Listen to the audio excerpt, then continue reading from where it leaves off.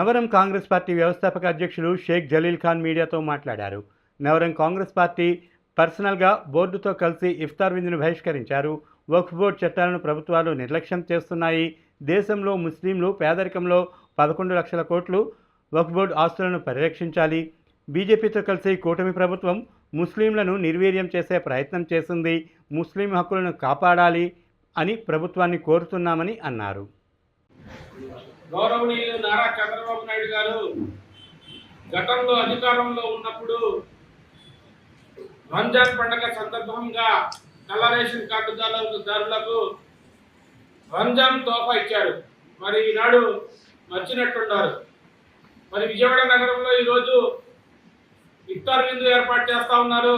రంజాన్ అంటే ఏంటో ముందు చంద్రబాబు నాయుడు గారు తెలుసుకోవాలా. కులాలను మతాలను గౌరవించడం నేర్చుకోవాలా. మరి అదేవిధంగా మైనార్టీ కార్పొరేషన్లో 1000 కోట్లని బడ్జెట్ ప్రకటించారు. 9 నెలల కాలంలో కనీసం మైనార్టీలకు సంక్షేమానికి సంబంధించిన ₹1 కూడా ఇప్పటి వరకు ఖర్చు పెట్టలేదు. మేము అదేవిధంగా ఈ రాష్ట్రంలో ఉన్న షేకులు, సయ్యదు, పఠాను, మొఘలను విజ్ఞప్తి చేస్తా ఉన్నాం. భారతదేశంలో అత్యున్నత వక్ఫ్ బోర్డు 9.5 లక్షల ఎకరాలు ఉన్న వక్ఫ్ బోర్డు భూములు, ఇవి ప్రైవేట్ భూములు. ఆ ప్రైవేట్ భూములపై కేంద్రం చట్టం తీసుకొచ్చింది, సవరణ చట్టం. అది అవివేకం. దానికి చంద్రబాబు నాయుడు గారు మద్దతు తెలపడం చాలా బాధాకరమైన విషయం. ముస్లింలను, అన్ని కులాలను, మతాలను గౌరవించాలా లేదా? మీరు ఈ విధంగా గౌరవించకుండా భారతీయ జనతా పార్టీతో జత కట్టి ఆంధ్రప్రదేశ్ రాష్ట్రంలో ఉన్న ముస్లింలను నిర్వీర్యం చేస్తా ఉన్నారు. ముస్లింలకు అసలు దామాషా ప్రకారం 12% రిజర్వేషన్లు కేటాయించాలా.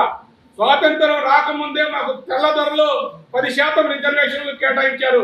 1909 నుంచి 1946 వరకు. మరి ఇప్పటి వరకు మరి రాజశేఖర రెడ్డి గారు అధికారంలోకి వచ్చినాక ఉన్న 4 రిజర్వేషన్లు కూడా అమలు చేయకపోతే ఇది ప్రజాస్వామ్య దేశమా లేక రాచరిక పాలన తెలుసుకోవాల్సిన బాధ్యత గౌరవనీయులు చంద్రబాబు నాయుడు గారిపై ఉంది. మీరు 4 పర్యాయాలు ముఖ్యమంత్రి చేసిన వ్యక్తులు. మరి మీరు భారతీయ జనతా పార్టీ పందాలో పోమాకండి, మీరు మనసు మార్చుకోండి.